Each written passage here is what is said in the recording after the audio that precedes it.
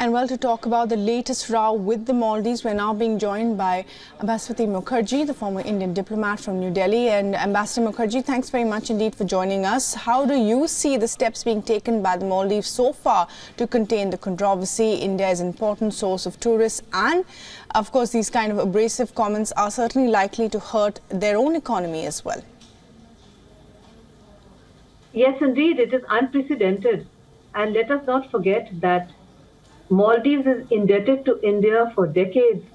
During the pandemic, we gave them vaccines when we were short of vaccines ourselves. We've given them development cooperation. We sent tourists in bubble-free aircraft during the pandemic so that their economy doesn't collapse. And even today, Indian tourism is a very important revenue earner for Maldives. These remarks about India, about Indians, and about our government leadership and our Prime Minister are racist. They're in very poor taste. They're totally unacceptable. In my perspective, I welcome the fact that the ministers concerned have been suspended. I'm told there was a fourth person who's not been suspended yet.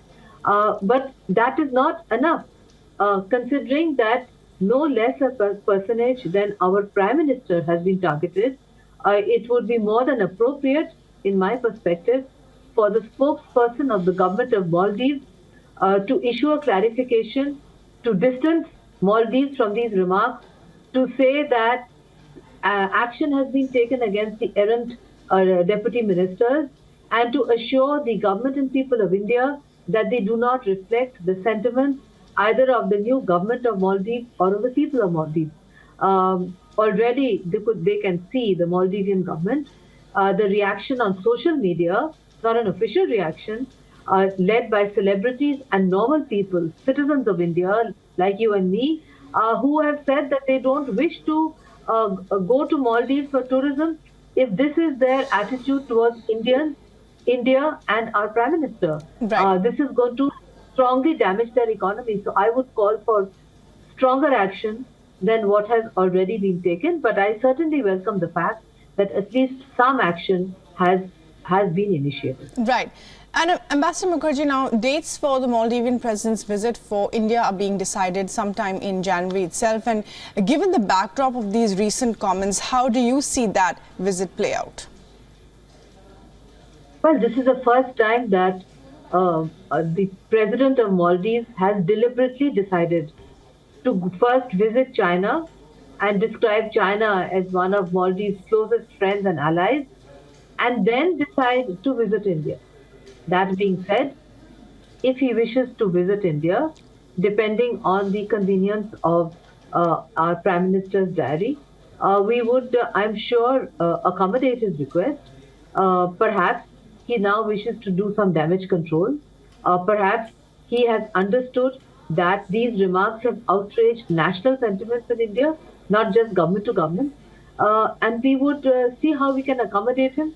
I don't know whether January is at all possible, because we are already towards the first half of January. We have the important Ayodhya event coming up, followed by 26th January, meeting of the retreat, etc. But I'm sure that the Ministry of External Affairs, in consultation with Prime Minister's office, would look at this request and see whether it can be accommodated or not. Yeah, and given the fact that Ambassador Mukherjee is saying that, he made, a decision to visit China before India, how much of that is an issue, the clear leaning of this current dispensation for China and the steps being taken to show that, for example, the ouster of Indian armed forces and prioritizing China over India? Well, first of all, if he is trying to signal that he wishes to embrace China and get into China's debt trap, that is his sovereign decision as President of Maldives. We have given development cooperation to Maldives and huge amounts of aid with no strings attached.